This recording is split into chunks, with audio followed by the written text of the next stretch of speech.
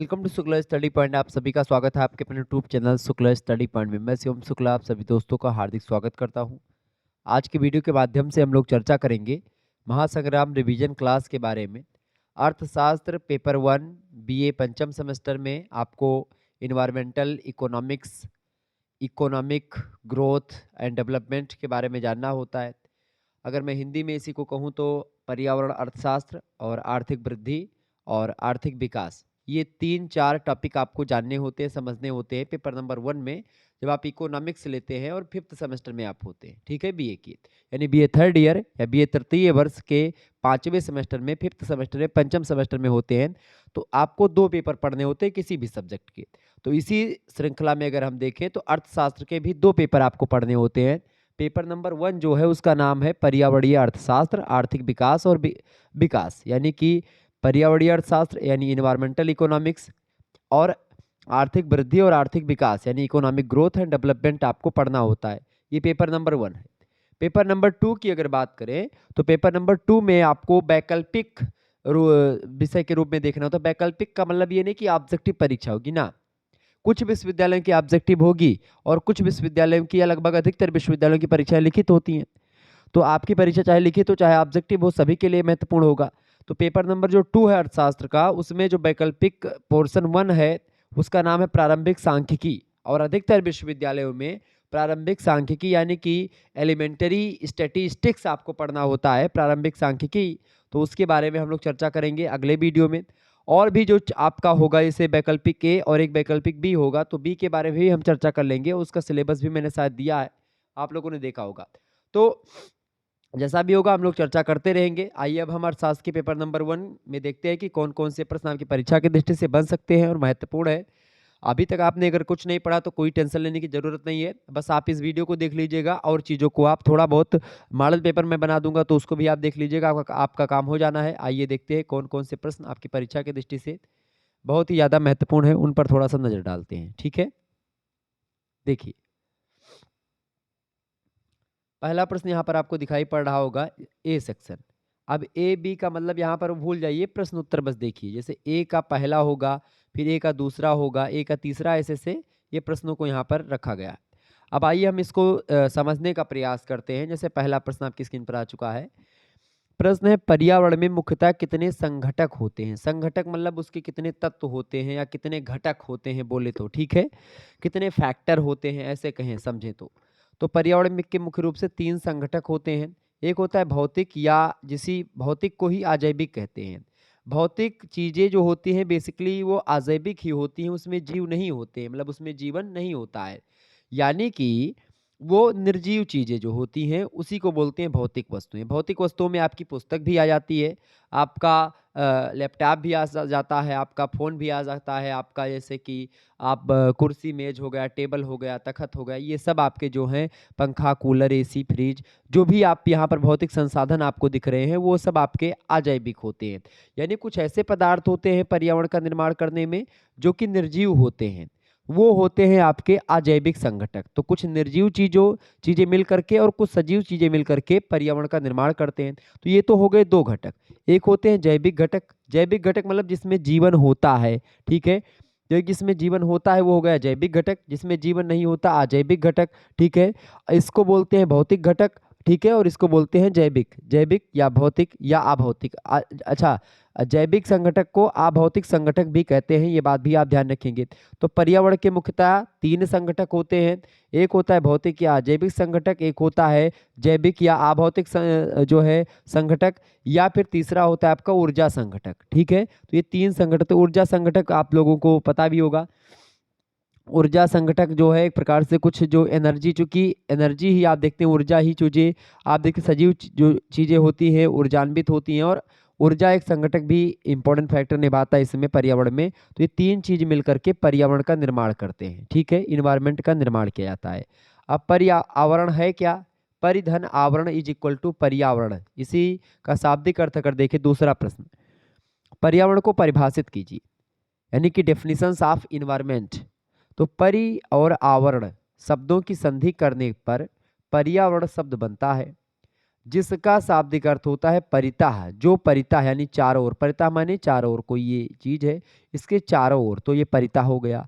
आवृत मतलब ढके हुए है इस तरीके से, ठीक है। तो उसी को बोलते हैं, देखिए आवरण का मतलब होता है आवृत, परिमाने होता है परितः यानी चारों ओर, चारों ओर से ढके जो हम मनुष्य की होती है, जो इन बारे मतलब कि जो चीजें मनुष्य को चौतरफा ढके हैं और उन पर प्रभाव भी डालती हैं और उनसे प्रभावित भी होती है मनुष्य से, तो वही चीजें आपकी पर्यावरण कहलाती हैं। आपको बता दूं, जैसे कुर्सी मनुष्य से भी प्रभावित होती है और मनुष्य को प्रभावित भी करती है। या मनुष्य थकान में होता है तो कुर्सी पर बैठ करके विश्राम करता है या लेट करके विश्राम करता है। तो भौतिक वस्तुएं या अभौतिक वस्तुएं, ठीक है, या जैविक वस्तुएं जो होती हैं या ऊर्जा के जो संघटक होते हैं, वो हमको कहीं ना कहीं पे लाभान्वित करते हैं और एक प्रकार से हमको प्रभावित करते हैं और हमसे प्रभावित भी होते हैं। तो यही होता है आपका पर्यावरण। क्लियर।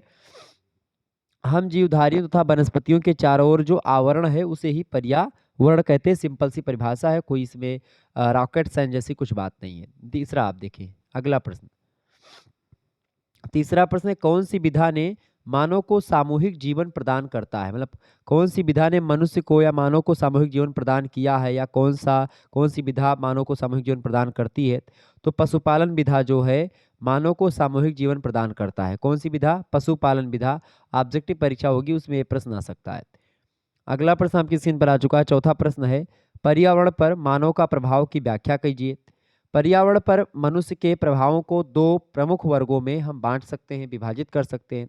कौन कौन से? एक तो पर्यावरण का हम पर प्रत्यक्ष प्रभाव पड़ता है और दूसरा प्रभाव हम पर पर्यावरण का कैसा पड़ता है? अप्रत्यक्ष रूप से पड़ता है, जो हम नहीं देख पाते हैं। तो जो हम नहीं देख पाते प्रभाव वो होता है अप्रत्यक्ष प्रभाव, और जिस प्रभाव को हम देख पाते हैं, महसूस कर पाते हैं, मतलब जिसको हम देख पाते हैं, छू पाते हैं, ऐसा प्रभाव प्रत्यक्ष प्रभाव होता है। तो पर्यावरण का जो प्रत्यक्ष प्रभाव है वो है क्या, उसको समझते हैं।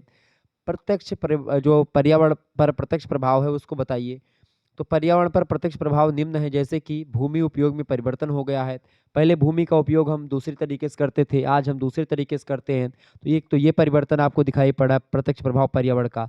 पहले आप देखते हैं कोई भी चीज़ आप करते थे, जैसे कि खेती करते थे, तो उसमें आपको डाई यूरिया कम डालनी पड़ती थी, गोबर की खाद आप डालते थे, तो और हरी खाद का प्रयोग करते थे। आज क्या है, आज आप di urea, di ammonium sulphate, तमाम प्रकार के जो है उत्सर्जकों का प्रयोग करते हैं।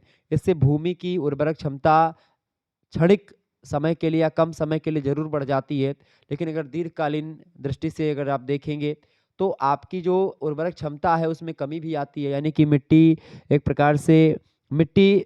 एक मृत मिट्टी में बदलने का प्रयास करती है। यानी कि एक ऐसे बोले कि मरुस्थलीकरण होने में बड़ी इंपॉर्टेंट भूमिका निभाता है, जो डाई अमोनियम सल्फेट या फिर जो अन्य चीज़ें, जो उर्वरक होते हैं, रासायनिक उर्वरक जो आजकल मार्केट में उपलब्ध हैं और जिनको डाल करके एक फसल हरी भरी करते हैं, तमाम प्रकार की कीटनाशक और तमाम प्रकार की दवाओं का प्रयोग करके आप अपनी फसल को कीड़ों से बचाते हैं, तमाम प्रकार की चीज़ें करते हैं, ठीक है। तो वो सब जो दवाएँ हैं वो एक फसल के लिए तो अच्छी होती है, लेकिन वही दूसरी फसल के लिए वो नुकसानदायक होती हैं। और कहीं न कहीं पे आज आप जो सब्ज़ी वग़ैरह ग्रहण कर रहे हैं, खा रहे हैं, अनाज खा रहे हैं, वो उनकी जो कैपेसिटी या उनकी जो क्षमता है उसमें कमी आई है। आपने देखा होगा। तो भूमि के उपयोग में परिवर्तन हुआ है, ये पर्यावरण का प्रत्यक्ष प्रभाव। दूसरी बात, निर्माण और उत्खनन कार्य में इस पर भी प्रभाव पड़ता है पर्यावरण का। मौसम रूपांतरण कार्यक्रम, यानी आप देखते हैं कि पर्यावरण पर अगर आप प्रतिकूल प्रभाव पड़ेगा तो फिर मौसम भी एक प्रकार से प्रतिकूलता दर्शाएगा। नाभिकीय कार्यक्रम तमाम प्रकार के, तो ये सब पर्यावरण का प्रत्यक्ष प्रभाव है। और अप्रत्यक्ष प्रभाव बहुत सारे हैं जो कि पर्यावरण के द्वारा हम मतलब पर्यावरण हमको प्रभावित करता रहता है। तो वो अप्रत्यक्ष प्रभाव है जिसको आप केवल महसूस कर सकते हैं, ठीक है। आइए आगे देखते हैं। बाह्यता किसे कहते हैं? बाह्यता जब दूसरे क्रियाओं क्या दूसरे के द्वारा की गई क्रियाओं के कारण से क्या होता है, मिलने वाली जो उपयोगिता होती है या अनुपयोगिता जो होती है उसको जब उसी को बाह्यताएं कहते हैं। कि आपको किसी दूसरी क्रिया के कारण से कोई दूसरी चीज़ आपको मिलना, कि कोई चीज़ आपको मिल जाए, आपको जो चीज़ आप चाहिए होती है आपको मिल जाए, या जो चीज़ें आप नहीं चाहते हैं वो भी आपको प्राप्त हो जाए। तो ये दो प्रकार की होती है, एक धनात्मक बाह्यता, एक ऋणात्मक बाह्यता। आपका फायदा भी हो सकता है बाह्यता से और आपका लाभ भी हो सकता है, मतलब कि हानि भी हो सकती है और लाभ भी हो सकता है, दोनों हो सकता है। तो बाह्यता वो होती है, ठीक है। बाह्यता में आप देखते हैं कि जैसे जो है आपका लाभ भी हो जाता है, जब कोई दूसरी कई क्रियाएं होती हैं, उन क्रियाओं से आपका फायदा हो गया, वो तो धनात्मक बाह्यता हो गई। आपका नुकसान हो गया अनुपयोगिता, तो ऋणात्मक बाह्यता हो गई। ठीक है, तो बाह्यता कितने प्रकार की होती है? 2 प्रकार की, धनात्मक और ऋणात्मक। आगे देखिएगा, अब प्रश्न उठता है भैया कि धनात्मक बाह्यता को बताएं क्या है। धनात्मक बाह्यता जो होती है उन बाह्यताओं की दशा में इष्टतम दशा प्राप्त करने की अनेक विधियां लोक वित्त में बताई गई हैं। सर्वाधिक प्रसिद्धि प्रसिद्धि जो मिली है वो जो विधि है वो है प्रोफेसर पीगू के द्वारा प्रतिपादित विधि। उस विधि का नाम है कर सब्सिडी विधि। कर सब्सिडी विधि या कर सब्सिडी पद्धति जो है ये धनात्मक बाह्यता को एक प्रकार से दर्शाती है और सर्वाधिक प्रसिद्ध विधि है। ठीक है, तो ये बाह्यताएं होती हैं, क्लियर, जो आप चाह रहे होते हैं उन्हीं को प्राप्त करने की तमाम प्रकार की विधियां। तो धनात्मक बाह्यताएं होती हैं कि जो आपकी उपयोगिता होती है, आप जो चीज़ें चाह रहे होते हैं वो चीज़ें आपको मिल जाती हैं, तो धनात्मक बाह्यता उसी को कहते हैं। ठीक है, ये बात ध्यान रखेंगे। आगे देखिएगा, अगला प्रश्न। अगला प्रश्न है आपका जो है 9वां प्रश्न है, प्रदूषण शुल्क क्या है? प्रदूषण शुल्क मतलब कि जो जैसे कंपनियां बहुत सारी स्थापित करी जाती हैं, तो उन कंपनियों से क्या होता है, कंपनियां स्थापित करने से पहले जो है उन कंपनियों से कितना कचरा निकलेगा, इन सभी का पूरा जो शुल्क या उनका जो टैक्स लिया जाता है वो सब टैक्स उसी में इंक्लूड होता है। तो जो कचरा करने के लिए टैक्स देती हैं कंपनियां, या फिर ऐसे बोले कि यह प्रदूषणकर्ता के द्वारा, जो प्रदूषण करने वाला होता है, जो कंपनियां होती हैं, जो फर्म होते हैं, जो एक प्रकार से चीज़ें बनाई जाती हैं, जैसे कि तमाम प्रकार के जो निकाय होते हैं, नियामक निकाय होते हैं, तो प्रदूषणकर्ता के द्वारा किसी नियामक निकाय को उत्सर्जित प्रदूषण की प्रति इकाई चुकाई जाने वाली जो भुगतान राशि होती है उसी को बोलते हैं प्रदूषण शुल्क। तमाम प्रकार के संगठन होते हैं, तमाम प्रकार के निकाय होते हैं, जो कि एक प्रकार से ये देखते हैं कि पर्यावरण को कितना नुकसान फला कंपनी से या किसी कंपनी से पहुंच रहा है।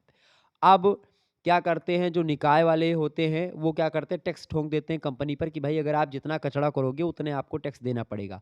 तो वही टैक्स की जो शुल्क होती है, वही जो फी होती है टैक्स देने की, जो कंपनी लोग देते हैं नियामक निकाय को। नियामक निकाय निकाय मतलब कि जो संरक्षणकर्ता जो समिति या संगठन जो बनाया गया सरकार के द्वारा, तमाम प्रकार के आप देखते हैं कानून बनते हैं, तो उन्हीं कानून का उल्लंघन होता है जब, तो फिर दिक्कत, जैसे कि आप संयुक्त राष्ट्र पर्यावरण कार्यक्रम को ही देख लीजिए, यूनेप जिसको आप शॉर्ट में बोलते हैं।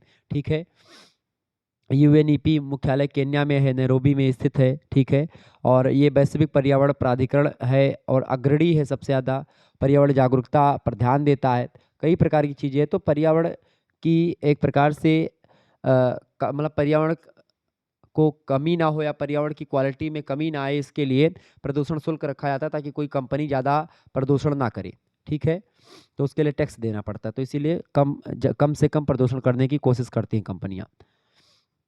10वां क्वेश्चन आप देखेंगे, प्रश्न है पीगू आदि शुल्क किसे कहते हैं? पीगू आदि, पीगू प्रोफेसर पीगू एक बड़े अच्छे अर्थशास्त्री हैं, तो उनके जो विचार हैं उन्हीं विचार के हिसाब से जो शुल्क होता है, ये प्रदूषण शुल्क वो कैसा होता है उसके बारे में बताएं।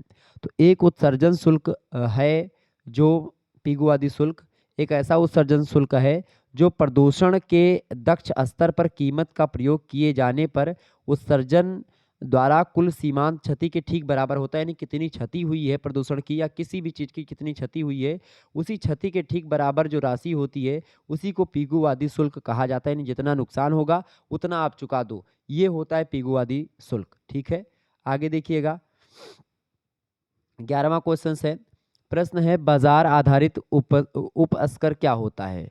बाजार आधारित उपस्कर बताएं। तो वे परोक्ष कर जो प्रदूषणकर्ताओं को, परोक्ष कर जो प्रदूषणकर्ताओं को वह काम करने के लिए पुरस्कार प्रदान करते हैं जो जनहित में माना जाता है, उसे बाजार आधारित उपस्कर कहते हैं। ठीक है, बाजार आधारित उपस्कर क्या होता है? एक ऐसा कर जो कि प्रदूषणकर्ताओं को वह काम करने के लिए पुरस्कार प्रदान करते हैं जो जनहित में माना जाता है, वही कहा जाता है एक प्रकार से उपस्कर। ठीक है, बाजार आधारित उपस्कर होता है वो। ठीक है, आगे देखिएगा, अगला क्वेश्चन आपके स्क्रीन पर आ चुका है, प्रतिकार व्यापार से आप क्या समझते हैं? प्रतिकार व्यापार अपना उत्सर्जन मानक से नीचे ले आने हेतु वर्तमान फर्मों यानी कि कंपनियों को धन देने के लिए नई फर्म या नए उद्योगों को लक्ष्य बना करके बताया जाता है, ताकि नई उद्योग या नई कंपनियों के अतिरिक्त उत्सर्जन का प्राधिकार अर्थात उसकी प्रतिपूर्ति की जा सके, तो वही होता है प्रतिकार व्यापार। यानी कि उत्सर्जन मानक से नीचे ले आने हेतु वर्तमान फर्मों को धन देने के लिए नई फर्मों को लक्ष्य बना करके बताया जाता है, तो वो प्रतिकार व्यापार कहा जाता है, ताकि जो नई फर्में हैं या नई उद्योग है उनके अतिरिक्त उत्सर्जन के प्रतिकार यानी कि दूसरी तरीके से और भी कोई कंपनी आ जाए जो कि एक प्रकार से कभी दिक्कत हो तो उसकी प्रतिपुष्टि कर सके। आगे देखिएगा दक्ष उत्सर्जन क्या होता है। दक्ष मतलब होता है जो आप चाह रहे होते हैं। दक्ष उत्सर्जन से तात्पर्य जब किसी प्रदूषणकर्ता के द्वारा या प्रदूषण करने वाले के द्वारा प्रदूषण की एक अधिक इकाई निवारण की लागत के बराबर होती है और प्रदूषणकर्ताओं की संख्या भी बराबर होती है, तो सभी के बीच एक समान उत्सर्जन का एक दक्ष औसतन स्तर हासिल हो जाता है, तो वही होता है दक्ष उत्सर्जन। कि यही भाई ठीक प्रदूषण यानी कि जितना वो उत्सर्जन कर रहा है उतना टैक्स दे रहा है, तो एक प्रकार से तालमेल दोनों का ठीक है। यानी कि जैसे जो पीगू आदि मैंने अभी आपको बताया था कि पीगू आदि जो शुल्क है, तो अगर उसके अकॉर्डिंग चलता है तो वही होता है दक्ष उत्सर्जन प्रदूषण का। अगला प्रश्न वन्य जीव संरक्षण अधिनियम जो आया था 1972 में, उसके बारे में कुछ बताएं। बढ़िया प्रश्न है। कौन सा प्रश्न है भाई? वन्य जीव संरक्षण अधिनियम आया था, कब आया था? 1972 में आया था, ठीक है। और आपको बता दूं 1972 ईस्वी में ही यूनेप की स्थापना हुई थी, संयुक्त राष्ट्र पर्यावरण कार्यक्रम, ठीक है। नैरोबी केन्या में इसका मुख्यालय स्थित है। आपको बता दूं कि ये यूएनईपी जो है इसकी स्थापना जो करी गई है, संयुक्त राष्ट्र पर्यावरण कार्यक्रम इसका फुल फॉर्म है। संयुक्त राष्ट्र सम्मेलन में ये चीज़ की गई है। तो वन्यजीव संरक्षण अधिनियम है क्या? वन्यजीव संरक्षण अधिनियम 1972 में 1972 ने व्यापक पारिस्थितिक परिप्रेक्ष्य में वन्य जीवों के संरक्षण को महत्व दिया है। यानी जो वन में जीव रह रहे हैं उन्हीं जीव को मरने से रोकना या उनको बचाने का पूरा प्रबंध करना, उनको बढ़ोतरी करना, जिनकी संख्या कम हो रही है उनके लिए उचित व्यवस्था करना। तो इस अधिनियम के अनुसार वन्य जीवों में सभी जीव जैसे कि मधुमक्खी, तितलियाँ, फ्रस्टेशियन और तमाम प्रकार के सभी जीव, मछली, पतंगें, जलीय अथवा भूमि आधारित जो वनस्पतियां हैं वो सब शामिल करी गई हैं। उन सभी को जो इन सभी चीज़ों के अंतर आती हैं, जो किसी भी आवासीय क्षेत्र का भाग होते हैं, उन सभी को संरक्षित करने का एक प्रकार से एक कानून पास किया गया ये, ठीक है। तो ये है वन्य जीव संरक्षण अधिनियम 1972 में पास हुआ। अगला प्रश्न आप देखेंगे, अगला प्रश्न है 15 नंबर प्रश्न है जल प्रदूषण निवारण और नियंत्रण अधिनियम। ये कब आया? तो जल प्रदूषण निवारण और नियंत्रण अधिनियम आया 1974 ईस्वी में। इसको स्पष्ट कीजिए। तो यह अधिनियम जल प्रदूषण से रिलेटेड है और अत्यंत ही व्यापक मुद्दों को अपने आप में समाहित करता है। प्रवाहित मल अपशिष्ट, मल माने होता है जो नाले वगैरह जो शहरों से निकल करके आते हैं या कंपनियों से, फर्मों से, उद्योगों से, तमाम प्रकार के जो करकट या कूड़ा कबाड़ जो एक प्रकार से लिक्विड फॉर्म में होते हैं वो प्रवाहित होते हैं और जल में जाकर के मिल जाते हैं। तो उसके अंतर्गत जैसे गंदे नाले आते हैं मल प्रवाहित के अंतर्गत, इनका जो अपशिष्ट यानी मलबा होता है वो वाहित मल निपटान जैसे कि लेटरिंग वगैरह का जो चीज़ें होती हैं, मल मूत्र चीज़ें जो मतलब एक प्रकार शहरों से तमाम प्रकार के पाइप लाइन जोड़ करके नदी में बहा दिया जाता है, तो जल प्रदूषण इससे बहुत ज़्यादा होता है। शहरों में नदियाँ बहुत ज़्यादा मतलब एक प्रकार से क्या होती हैं, दूषित हो जाती हैं। तो ये सब एक प्रकार से इसी को रोकने के लिए एक अधिनियम जारी करा जाता है 1974 में। तो वही अधिनियम है जल प्रदूषण निवारण, यानी प्रदूषण कैसे खत्म किया जाए और प्रदूषण को नियंत्रित कैसे किया जाए, कंट्रोल कैसे किया जाए, यही अधिनियम 1974 में बनाया गया। तो और खुली नाली से निकलने वाले जो अपशिष्ट पदार्थ शामिल हैं उसको शामिल करा गया इसमें जल प्रदूषण निवारण और नियंत्रण अधिनियम में। आगे देखेंगे, अगला क्वेश्चन आपकी स्क्रीन पर आ चुका है। छठा 16वां प्रश्न है वन संरक्षण अधिनियम। वन संरक्षण अधिनियम 1980 में आया। ये क्या है भाई? तो वन संरक्षण अधिनियम जो आया 1980 में, इसका व्यापक उद्देश्य और गैर वनकी उद्देश्यों के लिए वन भूमि के अंधाधुंध प्रतिरूपण को विनियमित करना तथा विकास आवश्यकताओं एवं प्राकृतिक विरासत के संरक्षण के मध्य तार्किक संतुलन बनाए रखना है। यानी कि वनों की कटाई उतनी ही मात्रा में करिए जितना ज़रूरत है।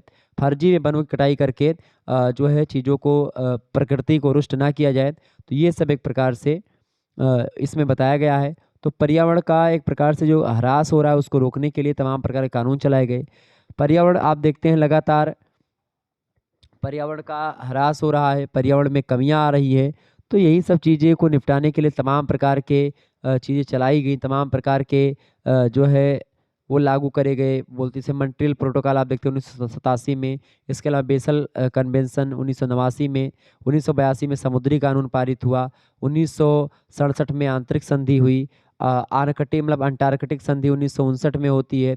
1954 में आप देखते हैं कि पर्यावरण संरक्षण से संबंधित वैश्विक स्तर पर अनेक समझौते किए गए।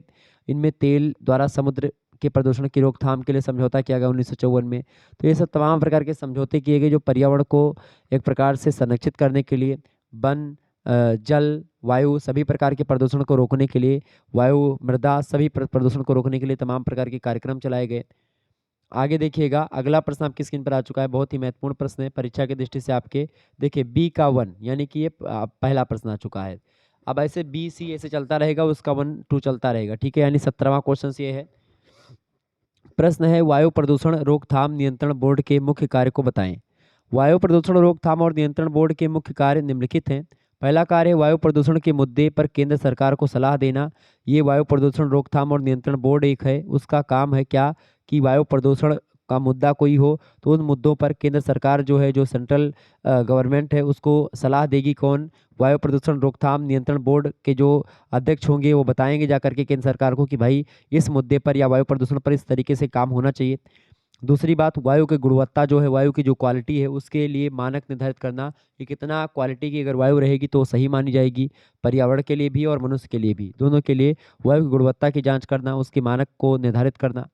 इसके अलावा वायु प्रदूषण की रोकथाम करना, नियंत्रण करना, वायु प्रदूषण को रोका जाए, और उपशमन के लिए योजनाओं का निर्माण करना, तमाम प्रकार के वायु प्रदूषण को रोकने के लिए तमाम प्रकार के काम करना और उनका क्रियान्वयन करना, इन सभी चीज़ों का। पर्यावरण मुद्दों पर जागरूकता कार्यक्रम आयोजित करना ताकि पर्यावरणीय मुद्दे जो हैं उनको लोग जान पाए, पर्यावरण के बारे में समझ पाएँ, पर्यावरण वास्तव में है क्या, पर्यावरण प्रदूषण नहीं करना चाहिए, इन चीज़ों को लोग जान पाएँ। इसके लिए वायु प्रदूषण रोकथाम और नियंत्रण बोर्ड की स्थापना करी गई और ये यही काम करता है। आगे देखिए अगला प्रश्न, दूसरा नंबर प्रश्न है बी का। प्रश्न है प्रयोग मूल्य क्या है, बताएं। प्रयोग मूल्य इस प्रकार का मूल्य है जिससे पर्यावरण मूल्य वास्तविक हित से उत्पन्न होता है। बहुत ही महत्वपूर्ण, प्रयोग मूल्य क्या है भाई, फटाफट से आप बताएंगे प्रयोग मूल्य किसे कहते हैं, बताइएगा। तो प्रयोग मूल्य की अगर बात की जाए तो प्रयोग मूल्य क्या है? प्रयोग मूल्य इस प्रकार का मूल्य है जिससे पर्यावरण मूल्य वास्तविक हित से उत्पन्न होता है। तो वास्तविक हित, पर्यावरण मूल्य वास्तविक हित से उत्पन्न होता है तो उसी को प्रयोग मूल्य कहा जाता है। अगला प्रश्न, प्रकाशित अधिमान विधि किसे कहते हैं? प्रकाशित अधिमान विधि जो होती है, प्रकाशित अधिमान विधि के अंतर्गत पर्यावरणीय हितों और सेवाओं हेतु मतलब अधिमान वास्तविक बाजारों के व्यवहार से प्रेक्षण के द्वारा निष्कासित या निष्कर्षित किए जाते हैं। ये होता है प्रकाशित अधिमान विधि।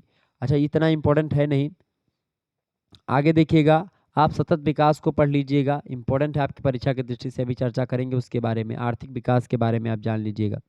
अगला प्रश्न, घोषित अधिमान विधि को बताइए।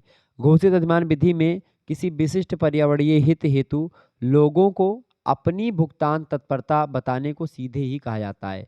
अपनी भुगतान तत्परता बताने को क्या कहते हैं? घोषित अधिमान विधि, ठीक है। अगला क्वेश्चन आपके स्क्रीन पर आ चुका है, आकस्मिक मूल्यांकन विधि को बताइए। आकस्मिक मूल्यांकन विधि क्या है? इसमें किसी व्यक्ति के समक्ष एक प्रश्नावली रखी जाती है और उसे सीधे किसी हित हेतु अपनी भुगतान परंपरा या तत्परता प्रकट करने को कहा जाता है कि भाई आप कितना इसके लिए तत्पर हैं। अगर कोई आकस्मिक जो है चीज़ें आ जाती है तो उसके लिए आप कितना जो है क्या कर सकते हैं, ये सब चीज़ें। प्रश्न, सर्वेक्षण के आवश्यक तत्व को बताइए। सर्वेक्षण यानी सर्वे जिसको अंग्रेजी में कहते हैं, तो प्राकृतिक वस्तुओं का विवरण जिन्हें महत्व दिया जाना, मतलब कि दिया जाना है, जिसमें माल की सभी मूल्यवान विशेषताओं की पहचान करना शामिल है, ये आवश्यक तत्व होते सर्वेक्षण के। दूसरी बात, भुगतान वाहन का विवरण देना, ये भी सर्वेक्षण के अंतर्गत आता है, और काल्पनिक बाजार का वर्णन होना, ये सब सर्वेक्षण के अंतर्गत आता है। आगे देखिएगा अगला क्वेश्चन से, यात्रा लागत क्या होती है? यात्रा लागत विधि, यात्रा लागत विधि पर्यावरण के मूल्य निर्धारण की एक प्रकाशिक विधि होती है। इसका अंतर्निहित तर्क यह है कि किसी आमोद प्रमोद स्थल के लिए किसी व्यक्ति के द्वारा किया गया व्यय यात्रा लागत कहा जाता है। अगर आप कहीं पर जा रहे हैं और कहीं, तो वही व्यय जो होती है किसी व्यक्ति के द्वारा किया गया व्यय जो होता है यात्रा लागत विधि कही जाती है। जब आप जो है किसी आमोद प्रमोद स्थल हेतु किसी व्यक्ति के द्वारा कोई यात्रा करी जाती है तो वही लागत जो विधि होती है वही होती है यात्रा लागत विधि, ठीक है। आगे देखिएगा अगला क्वेश्चन है, पर्यावरणीय प्रभाव आकलन का महत्व बताइए। पर्यावरणीय प्रभाव आकलन क्या होता है? पर्यावरणीय प्रभाव आकलन की अगर बात की तो इम्पोर्टेंट प्रश्न है।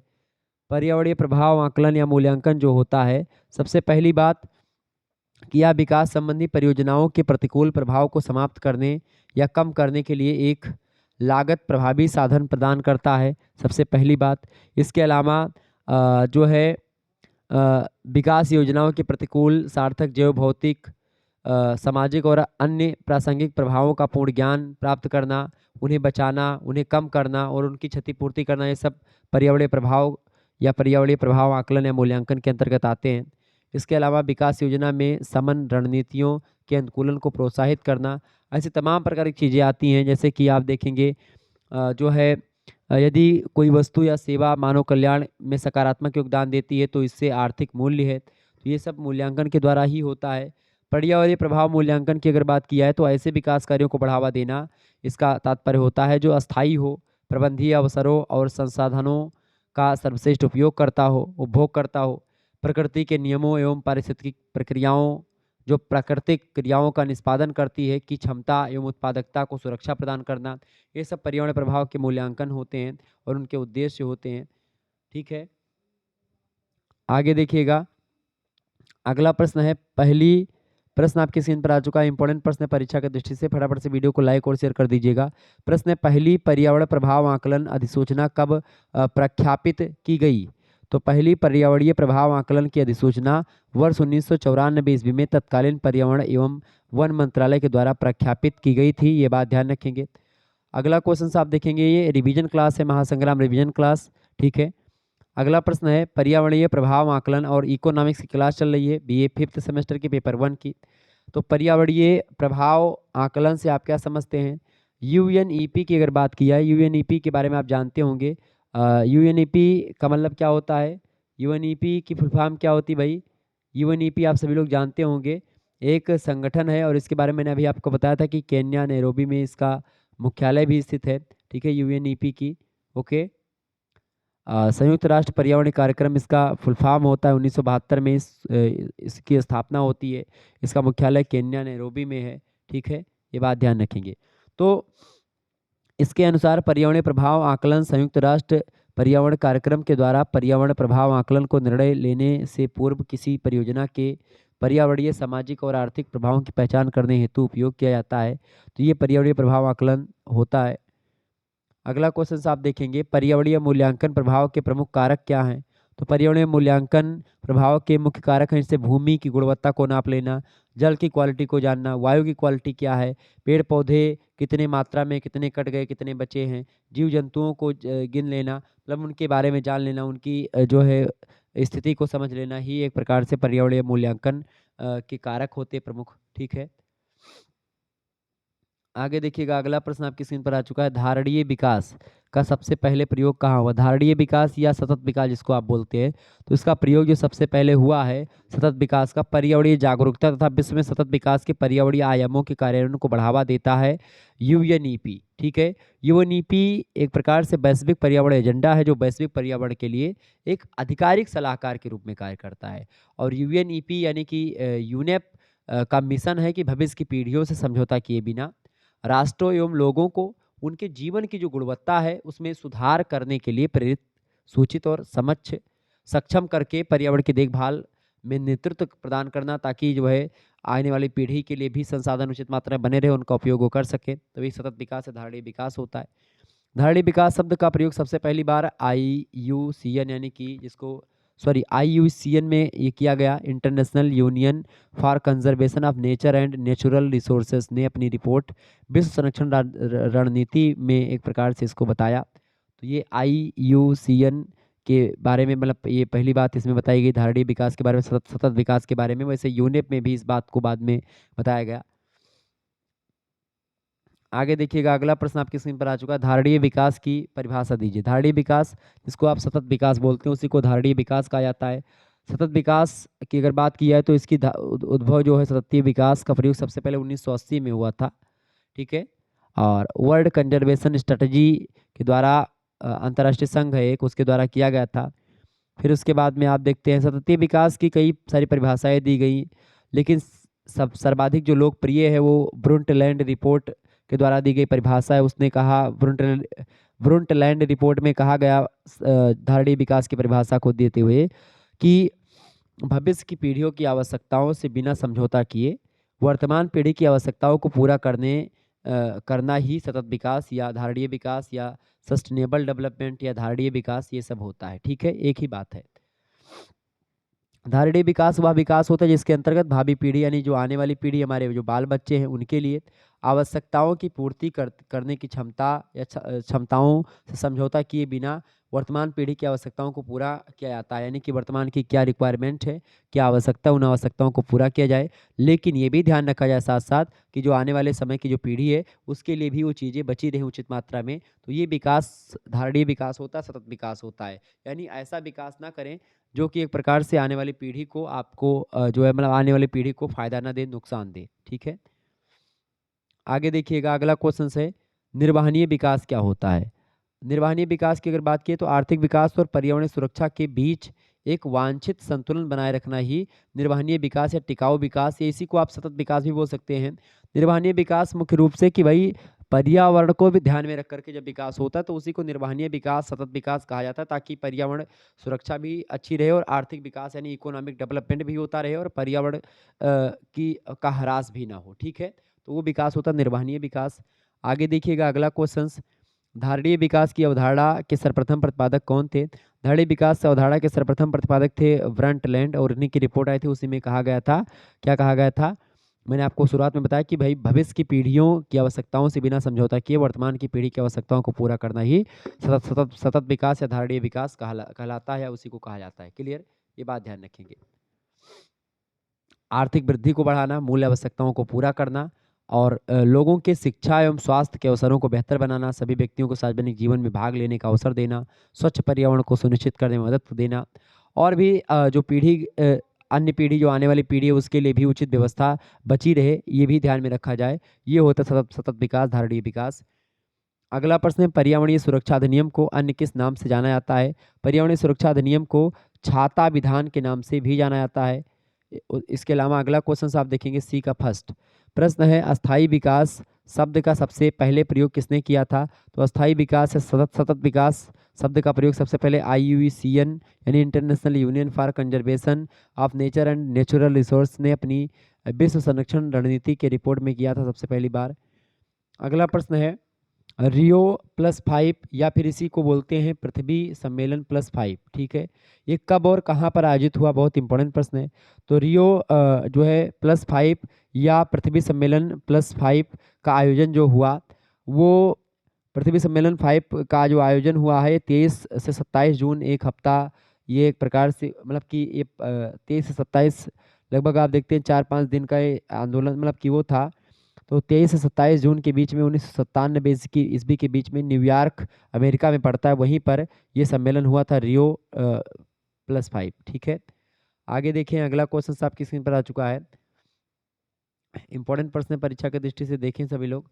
प्रश्न धारणीय विकास के प्रमुख 5 क्षेत्र कौन कौन से। धारणीय विकास के 5 क्षेत्र निम्नलिखित हैं। पहला क्षेत्र है जल, दूसरा है ऊर्जा, तीसरा स्वास्थ्य, चौथा कृषि, पांचवा जैव विविधता। तो जैव विविधता यानी कि जहाँ पर जीव ज़्यादा बहुत मात्रा में एक ही प्रजाति के जीव एक ही क्षेत्र विशेष में बहुत ज़्यादा प्रजाति के जीव जंतु या वनस्पतियाँ निवास करती हैं, उसको बोलते हैं जैव विविधता वाला एरिया।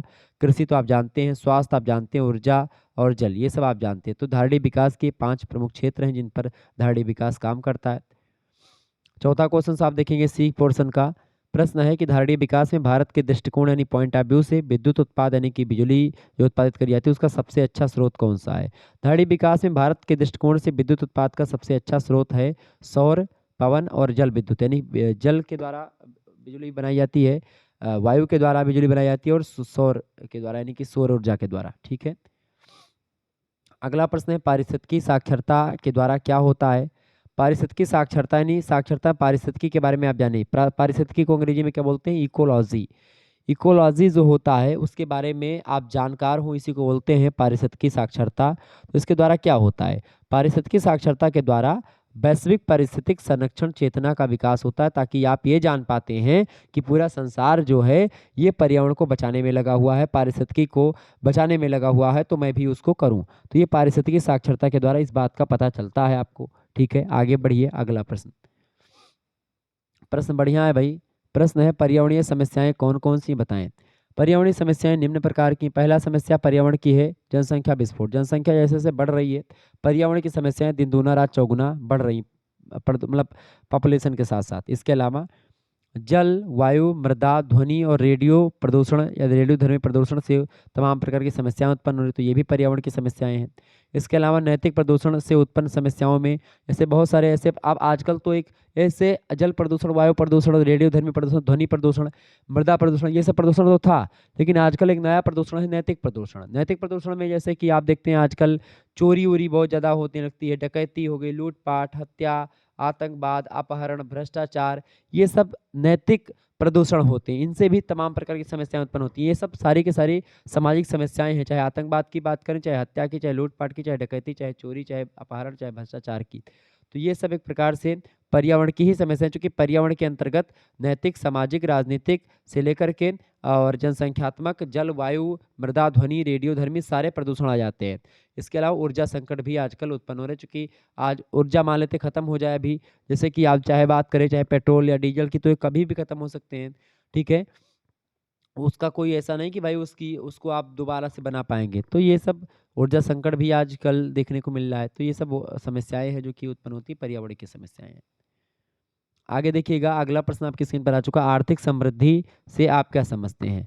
आर्थिक समृद्धि जो होती है एक संकुचित अवधारणा होती है। संकुचित मतलब एक विकास जो होता है वो एक एक बृहत अवधारणा होती है, जबकि आप देखेंगे जो ये होती है समृद्धि, जिसको बोलते हैं आप ग्रोथ अंग्रेजी में, तो वो एक सीमित दायरा होता है। ठीक है, सुम्पीटर, श्रीमती हिक्स, ये सब अर्थशास्त्री हैं जिन्होंने आर्थिक वृद्धि को एक अलग अर्थ में स्पष्ट करने का प्रयास किया और कहा कि आर्थिक वृद्धि का संबंध विकसित राष्ट्रों से होता है और आर्थिक विकास का संबंध अल्प विकसित राष्ट्रों से होता है, और वह जनसंख्या में वृद्धि और बचत में वृद्धि के परिणाम स्वरूप आय में वृद्धि को आर्थिक वृद्धि कहते हैं। दूसरे शब्दों में अगर मैं बताऊं तो आर्थिक वृद्धि का अर्थ होता है अर्थव्यवस्था के उत्पादन, आय आदि चरों में परिमाणात्मक रूप से वृद्धि हो, मतलब कि जैसे रुपया पैसा 100 रुपया आज कमा रहे थे तो 200 रुपया कमा रहे हैं, तो वो होता है आर्थिक समृद्धि।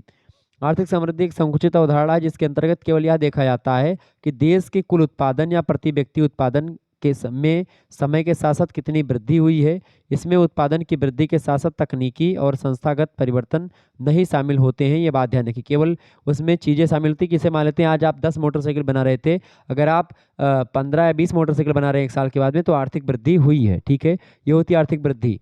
लेकिन आर्थिक समृद्धि और आर्थिक वृद्धि बात एक ही। आर्थिक विकास क्या है।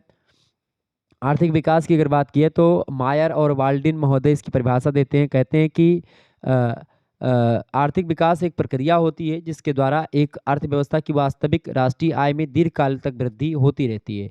जबकि आप देखेंगे आर्थिक वृद्धि में तो वहाँ पर एक समय या एक निश्चित समय के लिए वृद्धि होती है, जबकि विकास में एक दीर्घकाल के लिए वृद्धि होती है। साइमन कुजनेट्स कहते हैं कि मापन की दृष्टि से एक राष्ट्र में आर्थिक वृद्धि से आशय उसकी जनसंख्या एवं प्रति व्यक्ति उत्पादन में निरंतर वृद्धि से लगाया जाता है। ठीक है, आर्थर लुइस कहते हैं कि विकास का संबंध केवल उस प्रक्रिया से है जिसके द्वारा अधिक उत्पादन एवं सेवाएं उपलब्ध करवाई जाती हैं। तो आर्थिक विकास की अवधारणा से आशय एक ऐसी प्रक्रिया से जिसके अंतर्गत प्रति व्यक्ति आय में लंबी अवधि तक वृद्धि होती है। इसमें उत्पादन में वृद्धि के साथ साथ तकनीकी और संस्थागत परिवर्तनों का होना भी आवश्यक होता है, जबकि समृद्धि में या वृद्धि में ऐसा नहीं होता है। ये बात ध्यान रखेंगे।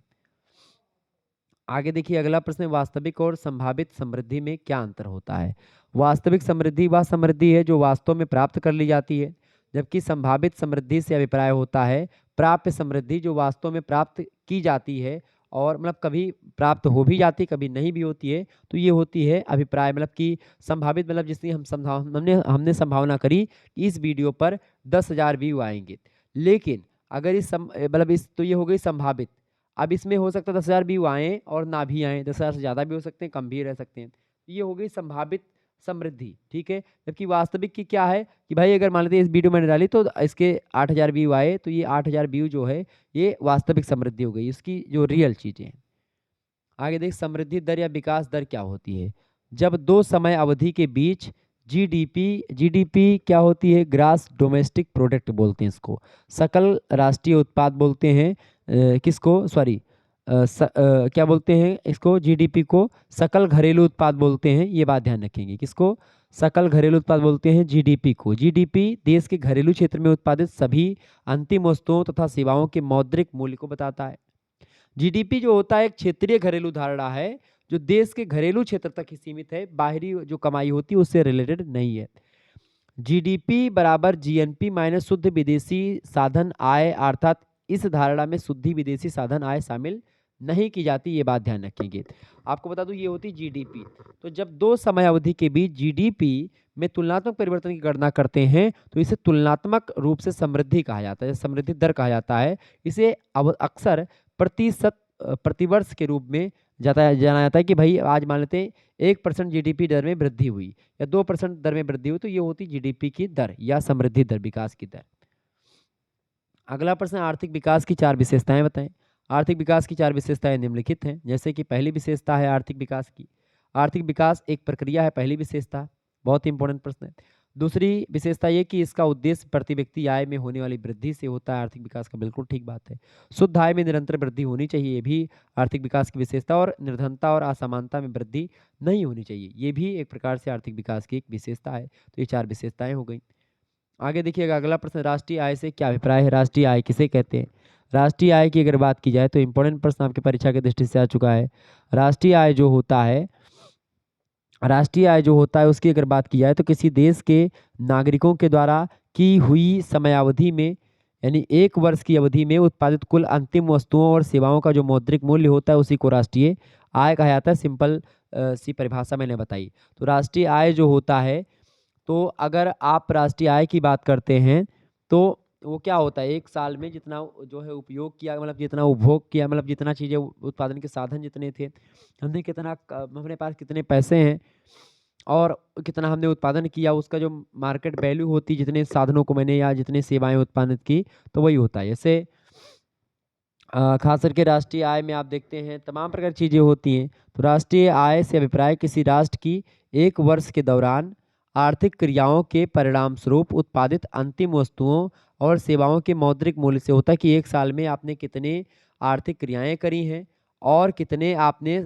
सामान बनाया, कितने आपके देश में उत्पाद कितने बने हैं, तो उन्हीं सामान का और उन्हीं क्रियाओं का, उन्हीं सेवाओं का, इन सभी को जोड़ते हैं। उनको मतलब मान लेते हैं कि जो है 15 सामान उत्पादित किया, मान लेते हैं 10 सेवाएं हमने दी और 15 क्रियाएं करी, तो कितना होगा कुल मिला करके, 15 दूना 30 और 40।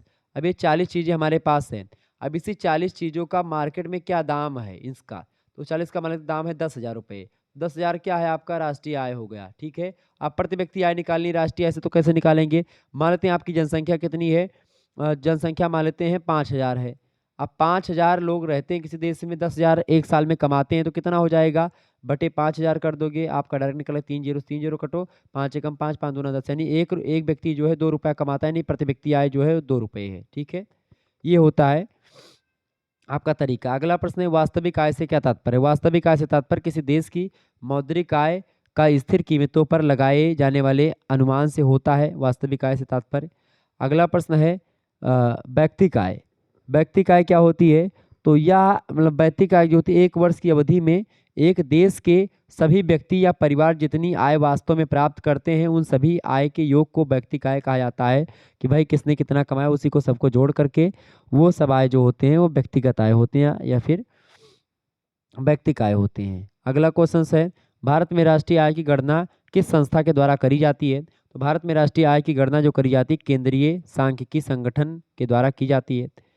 ह्रास व्यय क्या होता है, तो एक लेखा वर्ष में या एक साल में बोले तो उत्पादन के दौरान जो पूंजीगत वस्तुओं के मूल्य में सामान्य टूट फूट घिसावट जो होती है उसी को ह्रास व्यय कहते हैं। मान लेते हैं एक साल में आपने, जैसे आपने एक सामान खरीदा, उस सामान में आपने, जैसे मान लेते हैं आपने किसी चीज़ को खरीदने में उसमें कितना समय लगा, कितना जो है किराया लगा, कितना आपका जो है मजदूरी लगी है, इन सभी को जोड़ करके जो है इन सभी चीज़ों को जितना पूंजी होती है, जैसे मान लेते हैं कि आप जो है आप एक डब्बा टाफ़ी लाते हैं बाजार से।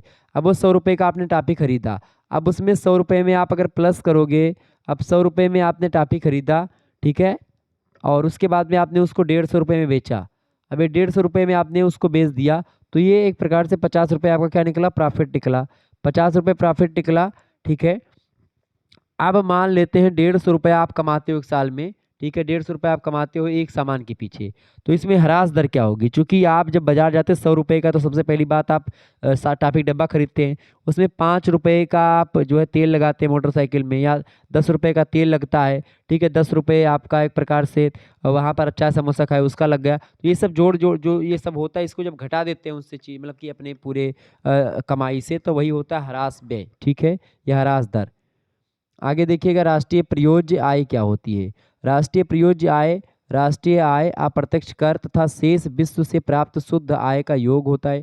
जब इन सभी को जोड़ देते शेष मतलब कि शेष यानी जो विश्व से प्राप्त जो शुद्ध आय होती पूरे मतलब कि मतलब विदेशों से जो प्राप्त आय होती उन उसको भी अप्रत्यक्ष कर को और राष्ट्रीय आय को सबको जोड़ देते तो राष्ट्रीय प्रयोज्य आय निकल आती है। राष्ट्रीय उत्पादन किसे कहते हैं? कुल राष्ट्रीय उत्पादन जिसको आप बोलते हैं उसको बोलते हैं सकल घरेलू मतलब सकल राष्ट्रीय उत्पाद। एक होता है सकल घरेलू उत्पाद जिसको आप जीडीपी बोलते हैं, ग्रास डोमेस्टिक प्रोडक्ट। एक होता है जीएनपी जिसको आप ग्रास नेशनल प्रोडक्ट बोलते हैं।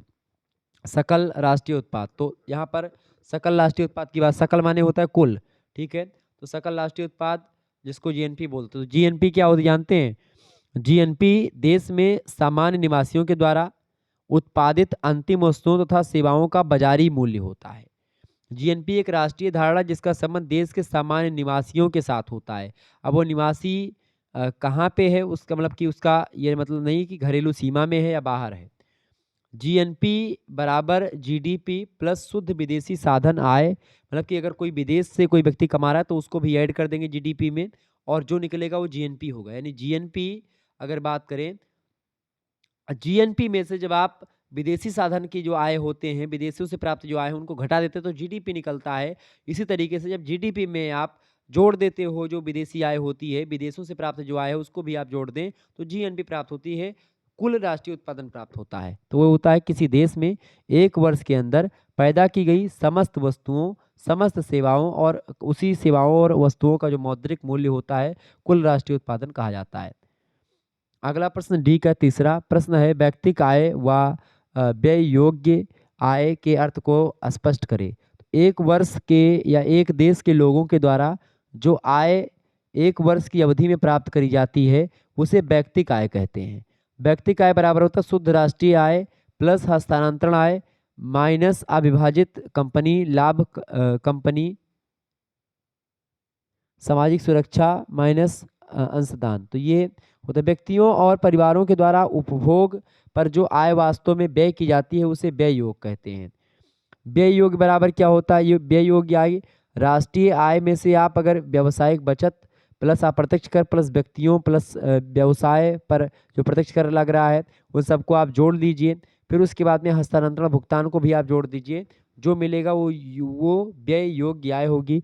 यानी व्यक्तियों और परिवारों के द्वारा उपभोग पर यानी जो खर्च कर रहे हैं, जो उपभोग कर रहे हैं, जो यूज कर रहे हैं, उस पर जो आय वास्तव में व्यय करी जाती है उसी आय को बोलते हैं व्यय योग्य आय। जबकि जो आपकी अगली जो आय होती है व्यक्तिक वाली आय, क्या बोलते हैं? व्यक्तिक आय। व्यक्तिक आय जो होती है वो एक देश के लोगों के द्वारा जो आय एक साल के अंदर प्राप्त करी जाती है उसी को हम बोलते हैं व्यक्तिक आय, ठीक है, और जितना खर्च किया जाता है उसको बोलते हैं व्यय योग्य आय, ठीक है, एक साल में। अगला क्वेश्चन आप देखेंगे, निर्धनता के दुष्चक्र चक्र से क्या तात्पर्य है?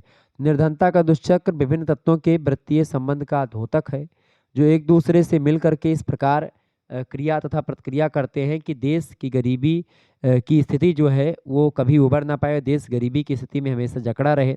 ये होता है आपका निर्धनता का दुष्चक्र कि देश हमेशा गरीबी में रहे, तो ये निर्धनता का दुष्चक्र इसी को कहते हैं। अगला प्रश्न है, निर्धनता का क्या अर्थ होता है? निर्धनता क्या होती है? निर्धनता की अगर बात की तो निर्धनता यानी न्यूनतम आय का स्तर। अगर बात करें तो निर्धनता एक प्रकार से अगर बोले कि निर्धनता का अर्थ उस सामाजिक क्रिया से है जिसमें समाज का एक भाग अपने जीवन की बुनियादी आवश्यकताओं को भी पूरा नहीं कर पाता। जब समाज का एक बहुत बड़ा अंग न्यूनतम जीवन स्तर से वंचित रहता है तो केवल निर्वाह स्तर पर गुजारा करता है, तो वह यह कहा जाता है कि समाज में व्यापक गरीबी विद्यमान है। आप देखते हैं योजना आयोग के द्वारा गठित विशेषज्ञ दल के अनुसार अगर देखें तो ग्रामीण क्षेत्र के प्रति व्यक्ति आय मतलब प्रति व्यक्ति 2400 कैलोरी प्रतिदिन तथा शहरी क्षेत्र में प्रति व्यक्ति 2100 कैलोरी प्रतिदिन का पोषण प्राप्त ना करने वाला जो व्यक्ति होता है वो गरीबी रेखा से नीचे माना जाता है। तो गरीबी रेखा से नीचे जितने भी लोग आते हैं तो वो सब निर्धनता के दुष्चक्र से फंसे हुए होते हैं और निर्धनता वही होती है।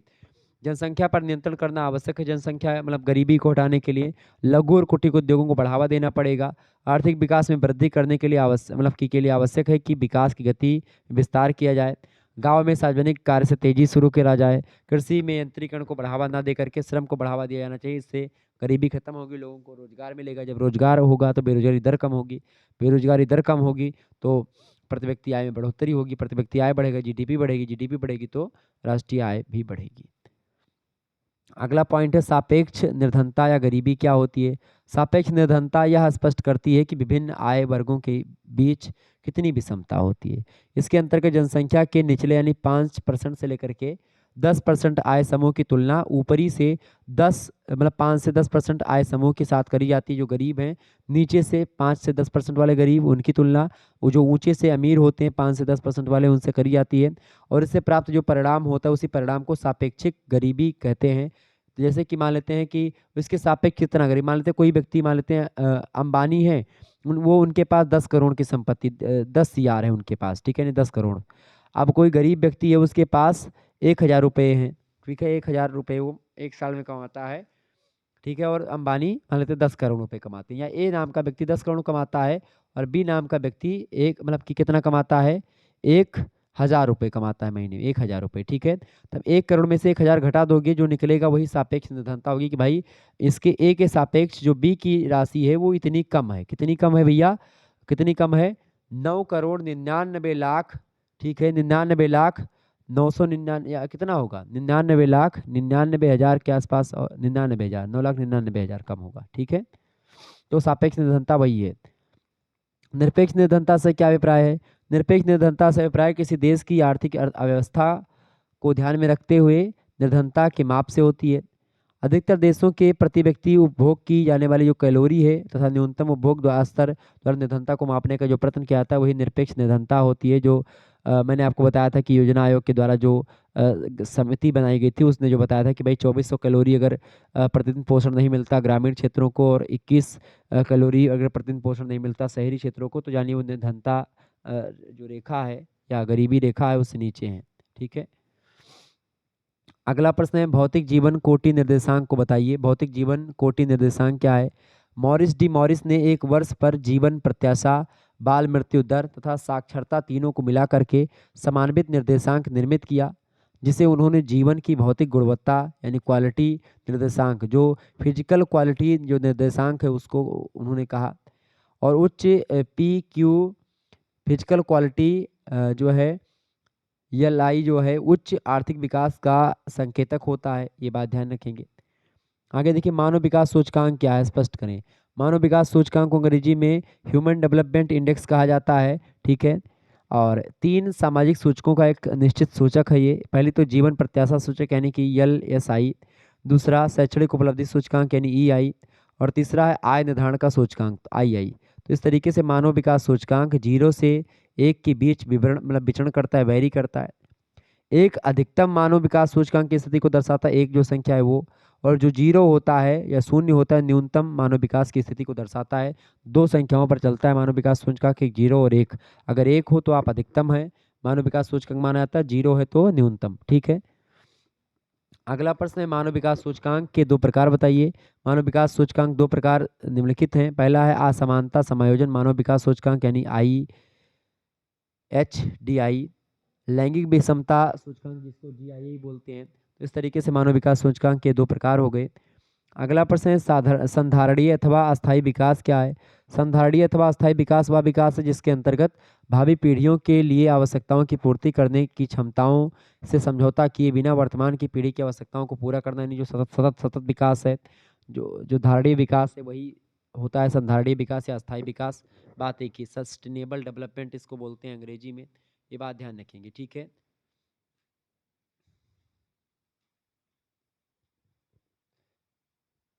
बात क्लियर हो गई?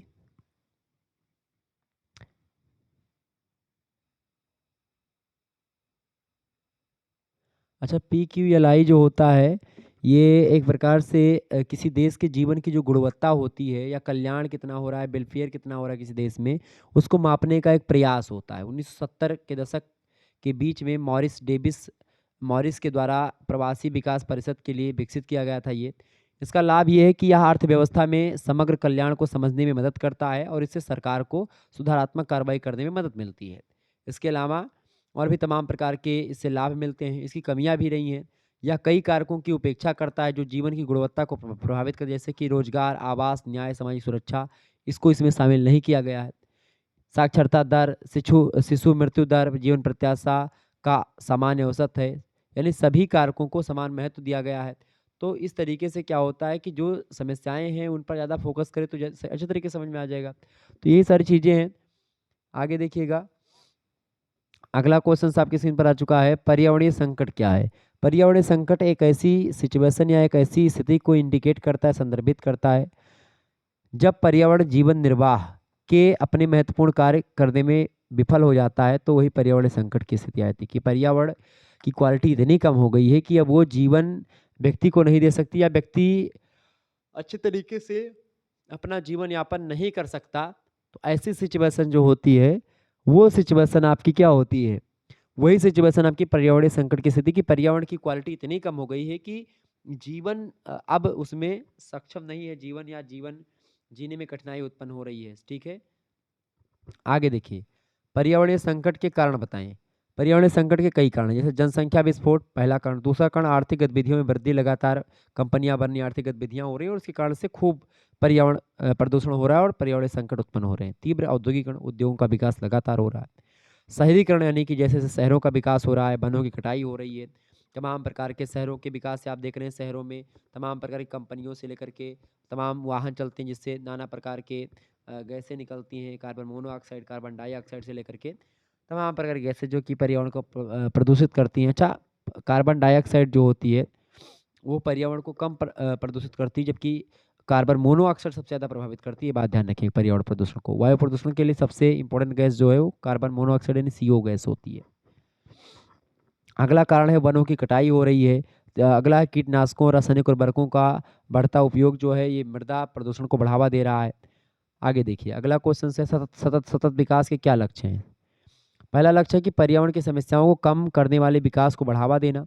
दूसरा है कि आने वाली पीढ़ियों के लिए पर्यावरण की गुणवत्ता से समझौता किए बिना मौजूदा पीढ़ी की जरूरत जो है, आवश्यकता जो है, नीड्स जो है उसको पूरा करना। ये दो लक्ष्य या और तमाम प्रकार के लक्ष्य हैं, लेकिन ये दो इंपॉर्टेंट लक्ष्य हैं सतत विकास के। क्लियर? आगे देखें, अगला प्रश्न है रोजेनस्टीन रोडान ने किस सिद्धांत को प्रतिपादित किया है? तो रोजेनस्टीन रोडान ने बड़े धक्के का सिद्धांत प्रतिपादित किया। रोडान का सिद्धांत संतुलित विकास की मान्यता पर रिलेटेड है, ठीक है, ये बात ध्यान, उसी से संबंधित है, ये बात ध्यान रखेंगे। किसका? तो रोजेनस्टीन रोडान का, ठीक है, ये बात ध्यान रखेंगे। इंपॉर्टेंट प्रश्न है आपकी परीक्षा की दृष्टि से। इसके अलावा अच्छा, ये बड़े धक्के का जो सिद्धांत है इसकी अगर बात की जाए तो इनके जो रोडान ने बड़े धक्के का सिद्धांत दिया, उसका सिद्धांत का आधार बाह्य बचतों को प्राप्त करने की संभावना है। और वो कहते हैं रोडान की बाह्य बचतों के उपलब्ध होने की संभावना ही हमें इस सिद्धांत के अनुसार कार्य करने के लिए प्रेरित करती है। वास्तव में आर्थिक विकास की दृष्टि से किया गया कोई भी नियोजन विकास कार्यक्रम कम से कम एक आवश्यक न्यूनतम आकार लिए होना चाहिए, ताकि एक तरफ अर्थव्यवस्था में जो पाई जाने वाली अविभाज्यताएं हैं उनको कम करा जाए, और दूसरी ओर जो बड़े पैमाने की बाध्यताएं हैं या जो मितव्ययताएं हैं, मतलब जो कम खर्ची हैं, उसको प्राप्त करिए जाए, ताकि कम खर्चा में हम अधिक से अधिक क्वालिटी को बढ़ावा दे सकें। तो ये होता है रोजेस्टीन का बड़े धक्के का सिद्धांत। अगला, रोजेस्टीन के सिद्धांत की 3 मान्यताएं। पहली मान्यता ये है कि स्थिर अर्थव्यवस्था की प्रारंभिक जड़ता तोड़ने के लिए न्यूनतम प्रयास का बड़ा धक्का आवश्यक होता है। दूसरी बात, बड़े धक्के से बाह्य बचतें प्राप्त करी जाती हैं। और तीसरी बात है कि मितव्ययताएं होती हैं। चौथी बात, आर्थिक विकास के लिए संतुलित आर्थिक विकास व्यूह रचना आवश्यक है, और वो रचना प्रदान करता है रोजेस्टीन का बड़े धक्के का सिद्धांत। क्लियर? आगे देखिए, आवश्यक न्यूनतम प्रयास, प्रबल प्रयास सिद्धांत या प्रबल प्रयास सिद्धांत या इसको या फिर एक प्रकार से बोले तो बड़े धक्के का सिद्धांत, ये सब कहा जाता है। आगे देखिए, बड़े धक्के के सिद्धांत तत्व के क्या लाभ हैं? बड़े धक्के के सिद्धांत तत्व के क्या हैं भाई? तो बड़े धक्के के सिद्धांत के प्रमुख तत्वों में खास करके पहली बात, बड़े धक्के से बाह्य मितव्ययिताओं का विकास होता है, बाजार विस्तार और प्रबल प्रयास होता है, अविभाज्यताओं तथा बाह्य बचतों के रूप में एक प्रकार से इसके प्रमुख तत्व होते हैं और इसका उपयोग होता है। आगे देखिएगा, अगला क्वेश्चन है, रोडान ने कितनी प्रकार की अविभाज्यताओं तथा बाह्य बचतों का उल्लेख किया है? तो उन्होंने 4 प्रकार के अविभाज्यताओं और बाह्य बचतों के बारे में बताया। पहली तो उत्पादन फलन में अविभाज्यता, दूसरी मांग की अविभाज्यता, तीसरी बचत की पूर्ति की या बचत की पूर्ति में अविभाज्यता और मनोवैज्ञानिक अविभाज्यता। तो ये 4 अविभाज्यता की बात करते हैं रोडान, ठीक है। रोडान का पूरा नाम क्या है? रोजेंस्टीन रोडान, ठीक है। आगे देखिएगा, अगला क्वेश्चन अच्छा, नेल्सन का विकास सिद्धांत भी बड़ा फेमस रहा है। नेल्सन का विकास मॉडल जो है अभी आएगा तो उसको हम समझ लेंगे, ठीक है। नेल्सन का विकास मॉडल क्या है? नेल्सन ने राष्ट्रीय मतलब उन्होंने मतलब कि निम्न स्तरीय संतुलन अवरोध से बचने के लिए कई सुझाव दिए। उन्होंने कहा कि देश में अनुकूलतम व राजनीतिक वातावरण का सृजन करना चाहिए। उन्होंने कहा कि अधिक उत्पादन के लिए प्रोत्साहन दिया जाना चाहिए, परिवार के आकार को सीमित रखने के लिए आवश्यक कदम उठाए जाने चाहिए और इसके अलावा विद्यमान साधनों को अधिक पूर्णता से उपयोग में लाने के लिए उन्नत तकनीकों को काम में लाना चाहिए, आय के वितरण में परिवर्तन लाने के लिए कदम उठाए जाने चाहिए तथा विनियोजक धन संचय कर सकें इससे। इसके अलावा एक मापक सरकारी विनियोग कार्यक्रम होना चाहिए। इसके अलावा विदेशों से कोष प्राप्त करके आय तथा पूंजी बढ़ानी चाहिए। ये सब नेल्सन मॉडल के जो निम्न स्तरीय अवरोध से बचने के साधन है उसको उन्होंने बताया। नेल्सन का विकास सिद्धांत जो है कुछ यही बताता है। निम्न स्तर संतुलन जाल सिद्धांत उनका है, ठीक है। प्रश्न अगला आप देखेंगे, अगला क्वेश्चन आपकी स्क्रीन पर आ चुका है, बहुत ही महत्वपूर्ण प्रश्न है, आपकी परीक्षा की दृष्टि से देखेंगे। प्रश्न, अर्थव्यवस्था में सर्वाधिक सामाजिक उपरिव्यय सेवाओं के प्रबंध से क्या तात्पर्य है? तो प्रत्येक अर्थव्यवस्था में सामाजिक उपरिव्यय सेवाओं का प्रबंध दीर्घकालीन विकास के लिए पहली शर्त होती है और इसके प्रबंध के लिए बड़े पैमाने पर विनियोजन यानी बड़े धक्के की आवश्यकता पड़ती है। रोजेस्टीन की संतुलित विकास के 3 संतुलनों के समूह की मतलब संक्षिप्त चर्चा करें। रोजेस्टीन ने की बात की है तो इन्होंने विकास के 3 संतुलनों के समूह की चर्चा करी है। पहली बात तो उपभोक्ता के द्वारा मांग में वृद्धि के क्रम के अनुसार विभिन्न उपभोग पदार्थों या मतलब पदार्थ उद्योगों में क्षैतिज संतुलन लाना ताकि मांग में वृद्धि के साथ साथ इन वस्तुओं की पूर्ति आबाद गति से पूर्ण होती है, यानी मांग के साथ साथ सप्लाई, डिमांड के साथ साथ सप्लाई भी उचित मात्रा में होती है, पहली बात कही। दूसरी बात, सभी औद्योगिक क्षेत्रों में सामाजिक उपरिव्यय पूंजी तथा प्रत्यक्ष उत्पादक प्रक्रियाओं के बीच संतुलन बनाए रखना ताकि एक दूसरे के अभाव में विकास का कार्यक्रम ढीला न रहे, यानी तालमेल अच्छे तरीके से, चाहे पूंजी की बात की जाए चाहे उत्पादन प्रक्रियाओं की बात की, दोनों में पूंजी में और एक प्रकार से उत्पादन प्रक्रियाओं में संतुलन बना रहे। इसके अलावा पूंजीगत उद्योगों और उपभोक्ता पदार्थ उद्योगों के बीच उनकी तकनीकी निर्भरता के अनुसार उदग्र संतुलन बनाए रखने, यानी बढ़िया संतुलन बनाए रखना जिससे बड़े पैमाने पर बाह्यता मतलब बाह्य बचतें प्राप्त हों और इस कंपनी अच्छे तरीके से चलते रहे और आगे विकास यानी आर्थिक विकास भी अच्छे तरीके से होता रहे। अगला प्रश्न है, आर्थर लुइस के आर्थिक विकास के सिद्धांत से क्या तात्पर्य है? 1954 ईस्वी में प्रकाशित अपने ग्रंथ economic development with unlimited supply of labour, एक पुस्तक है जिसको लिखा है आर्थर लुइस ने 1954 ईस्वी में, इसका प्रकाशन हुआ 1954 ईस्वी में। आर्थर लुइस ने आर्थिक विकास का सिद्धांत प्रतिपादित किया इसी पुस्तक में और कहा कि पूंजी की न्यूनता यानी पूंजी कम से कम और श्रम शक्ति की अधिकता और पूंजी की न्यूनता अल्प विकसित देशों का प्रमुख लक्षण होता है, यानी उसमें श्रम शक्ति, जैसे भारत जैसे देशों में श्रम शक्ति ज़्यादा है, पूंजी कम है। श्रम मांग की तुलना में श्रम कितनी डिमांड है श्रम की, उसकी तुलना में श्रम पूर्ति की अधिकता, यानी कि श्रम मांग जो है उसकी तुलना में श्रम पूर्ति, यानी कि मांग कम है श्रम की, उसकी पूर्ति ज़्यादा है। ये अल्प विकसित देशों के लक्षण होते हैं। असीमित श्रम शक्ति की स्थिति इसी को कहा जाता है कि जो श्रम शक्ति है वो बहुत ज़्यादा है, ठीक है। तो आर्थर लुइस यही इसी बात पर फोकस करते हैं, ठीक है, क्लियर। असीमित श्रम शक्ति की सहायता से अल्प विकसित देशों का आर्थिक विकास संभव किया जा सकता है कि भाई श्रम शक्ति की जो अधिकता है उसको अच्छे तरीके से उपयोग करा जाए और उसके द्वारा आर्थिक विकास किया जाए। अगला प्रश्न, लुइस मॉडल की केंद्रीय समस्या क्या है?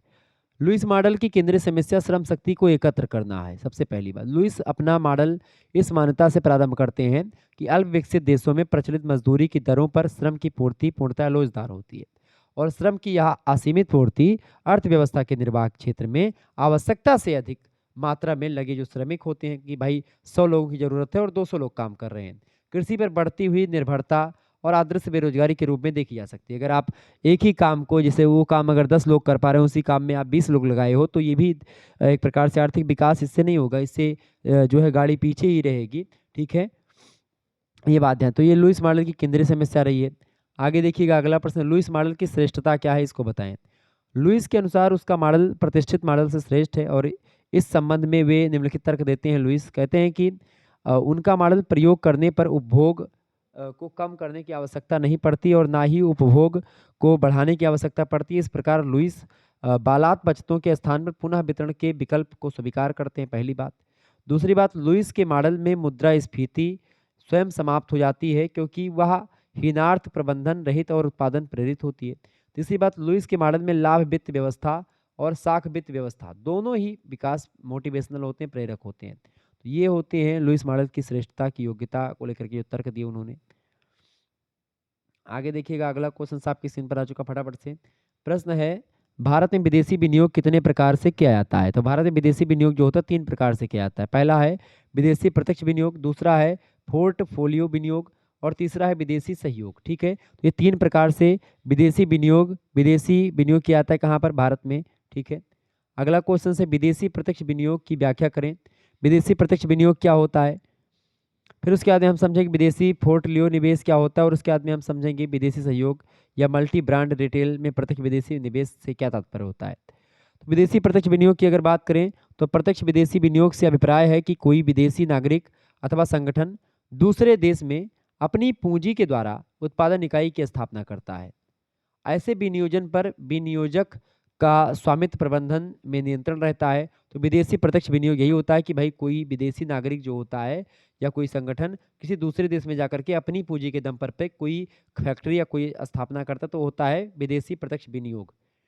दूसरा देखेंगे, मतलब अगला प्रश्न है विदेशी पोर्टफोलियो निवेश क्या होता है। यदि किसी विदेशी निवेशक के द्वारा कंपनी के 10% कम शेयर खरीदे जाएं तो उसी विदेशी पोर्टफोलियो निवेश कहते हैं कि भाई 10% से कम शेयर खरीदे जाएं, 10% कम शेयर खरीदे जाएं तो वो होता है विदेशी पोर्टफोलियो निवेश। अगला प्रश्न है मल्टी ब्रांड रिटेल में प्रत्यक्ष विदेशी निवेश से मिलने वाले लाभ बताएं। तो मल्टी ब्रांड रिटेल में एफडीआई से खाद्य श्रृंखला का बेहतर विकास होना, ये पहला लाभ। दूसरा लाभ ये है कि खाद्य पदार्थों की बर्बादी पर रोक लगती है। तीसरा लाभ, ग्रामीण इलाकों में रोजगार का सृजन होगा, ये भी लाभ है।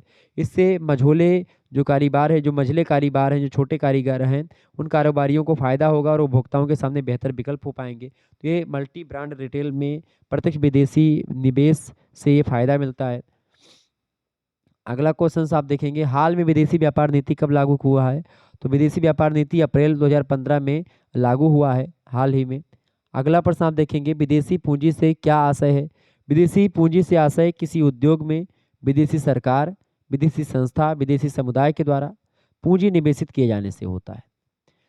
यानी जब कोई दूसरी सरकार, दूसरे देश की सरकार, कोई संस्था दूसरे देश की है, कोई समुदाय दूसरे देश का, जब वो पूंजी निवेश करता है आकर के, तो विदेशी पूंजी कही जाती है या विदेशी निवेश कहा जाता है। इस पूंजी का स्वरूप विदेशी मुद्रा, विदेशों से आयातित मशीन और विदेशों से आयातित तकनीकी भी हो सकती है। किंतु कुछ विदेशी संस्थाएं या सरकारें ऋण के साथ साथ कुछ अनुदान भी उपलब्ध कराती हैं और इस अनुदान राशि को वापस नहीं लौटाना पड़ता। तो ये होती विदेशी पूंजी। आगे देखिएगा अगला क्वेश्चन आपकी स्क्रीन पर आ चुका है, भारत में विदेशी पूंजी को प्रोत्साहन देने हेतु किन्हीं 2 सरकारी प्रयासों का उल्लेख करें। भारत सरकार ने देश में विदेशी पूंजी के विनियोग को प्रोत्साहन देने के लिए कई कार्य किए। पहला कार्य तो हुआ विदेशी पूंजी के विनियोग से समृद्ध विविध पक्षों के प्रचार के लिए भारत सरकार ने 1961 ईस्वी में एक भारतीय विनियोग केंद्र की स्थापना करी और यह विनियोग केंद्र दिल्ली में स्थित है। दूसरी बात, देश में विदेशी पूंजी की समस्या को हल करने तथा विदेशियों को देश में पूंजी लगाने के लिए आकर्षित करने में दीर्घकालीन निर्यात नीति की अहम भूमिका होती है। और इसके लिए एक प्रकार से तो ये 2 चीज़ें जो है ये प्रोत्साहन दिया गया। अगला क्वेश्चन आप देखेंगे, अगला प्रश्न है पूंजी निर्माण में धीमी गति के किन्हीं 2 कारणों का उल्लेख कीजिए। तो भारत में पूंजी निर्माण में धीमी गति के 2 कारण हैं। पहला कारण ये है कि अर्ध विकसित देश अपना आर्थिक विकास करने के लिए जनता पर भारी कर लगाते हैं, टैक्स जनता पर ज़्यादा लगा देते हैं। इससे जनता की बचत करने की जो शक्ति होती है कम हो जाती है, जो पूंजी निर्माण को प्रभावित करती है। जब जनता सारा पैसा अपना टैक्स में दे देगी तो उनके पास पूंजी नहीं होगी, और पूंजी नहीं होगी तो कंपनियां बड़े-बड़े उद्योग नहीं स्थापित कर पाएंगे। दूसरा, धीमी गति से विकास भारत में क्यों हो रहा है, पूंजी निर्माण क्यों नहीं हो पा रहा है? इसका ये कारण है कि इन देशों में गरीबी का जो तांडव है वो चलता रहता है हमेशा। गरीबी जो है एक प्रकार से अपने चरम पर रहती है। आय कम होने के कारण से बचत कम होती है। अतः एक क्षेत्र दूसरे क्षेत्र के पूरक कार्य नहीं कर पाते हैं, एक क्षेत्र दूसरे क्षेत्र में काम नहीं कर पाते हैं, क्योंकि वो अपने काम से संतुष्ट नहीं रहते हैं, जिससे पूंजी निर्माण की दर जो होती है धीमी हो जाती है, कम हो जाती है। तो ये पूंजी निर्माण में धीमी गति इन 2 कारणों से होती है भारत में। और भी कारण हैं, लेकिन ये 2 मुख्य हैं। आगे देखिए, अगला प्रश्न है, भारत में विदेशी पूंजी की आवश्यकता क्यों है? पहली ज़रूरत इसलिए है क्योंकि विदेशी पूंजी एवं सहायता से सहयोग से अनेक आवश्यकताओं की पूर्ति सरलता से करी जा सकती है। वस्तुओं की इस व्यवस्था में विदेशी मुद्रा कोष पर कोई दबाव नहीं पड़ता है, पहली बात। दूसरी बात, विदेशी पूंजी की इसलिए आवश्यकता है कि अर्थशास्त्रियों की यह धारणा रही है कि विदेशी पूंजी एवं सहायता वस्तुओं की पूर्ति सरलता से हो जाती है विदेशी पूंजी से, और वस्तुओं की इस व्यवस्था में विदेशी मुद्रा कोष पर कोई दबाव नहीं पड़ता। तो ये 2 आवश्यकताएं हैं जिसके कारण से विदेशी पूंजी एक प्रकार से उपयोगी होती है भारत के लिए। अगला प्रश्न है और लास्ट प्रश्न इस वीडियो का कि पूंजी निर्माण को परिभाषित कीजिए। पूंजी कैसे बनाई जाती है, पूंजी निर्माण? रिचार्ड टी मिल महोदय परिभाषा देते हैं। कहते हैं कि पूंजी संचय किसी निश्चित समय में मशीनें, उपकरण व भवन आदि की मात्रा में वृद्धि करने की एक प्रक्रिया होती है पूंजी निर्माण। आप अगर मान लेते हैं कोई मशीनें हैं तो उनके काम में, या कोई उपकरण है या कोई भवन है तो उसकी मात्रा आप जो है मशीन है तीव्र गति से चलाएं, उससे ज़्यादा प्रोडक्ट निकालें, या कोई उपकरण है तो उसको अधिक तरीके से प्रयोग में लाएं, कोई भवन है तो उसमें और अच्छे तरीके से इम्प्रूवमेंट करें। तो ये सारी चीज़ें प्रोफेसर रैगनर बर्कस कहते हैं कि शिक्षा, सार्वजनिक स्वास्थ्य, प्रशिक्षण कौशल यानी जो ट्रेनिंग स्किल्स होती है, उस पर व्यय और विनियोग की जाने वाली जो प्रत्येक राशि होती है वो पूंजी निर्माण में सम्मिलित करी जाती है, या सम्मिलित की जानी चाहिए। तो ये सब चीज़ें होती हैं। तो ये आपका हो गया भाई, आपका क्या बोलते हैं इसको, पूरा का पूरा महासंग्राम वीडियो जिसके बारे में मैंने आपको समझाया। निश्चित तौर पर आपके समझ में आया होगा।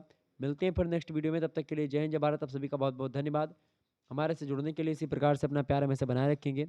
बहुत अच्छे तरीके से आप लोगों ने सारी चीज़ों को समझा, जाना और परखा। बहुत ही आसान तरीके से आप लोगों ने सारी चीज़ों को समझा। तो ये थे कुछ प्रश्न जो कि आपके रिवीजन क्लास के तौर पर मैंने दिए हैं। ठीक है, धन्यवाद। मिलते हैं फिर नेक्स्ट वीडियो में, तब तक के लिए जय हिंद जय भारत। आप सभी का बहुत बहुत धन्यवाद। हमारे से जुड़ने के लिए इसी प्रकार से अपना प्यार हमेशा हमेशा बनाए रखेंगे। और भी वीडियोज़ आपके समक्ष आती रहेंगी पेपर 2 की, और भी सब्जेक्ट की आपको मिलती रहेंगी। धन्यवाद।